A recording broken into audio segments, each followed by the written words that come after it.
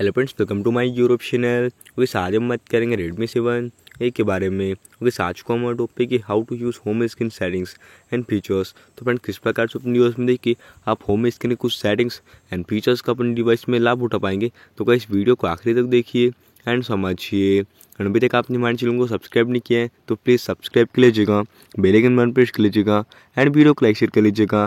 तो फ्रेंड्स, बिना time waste कर यह वीडियो स्टार्ट करते।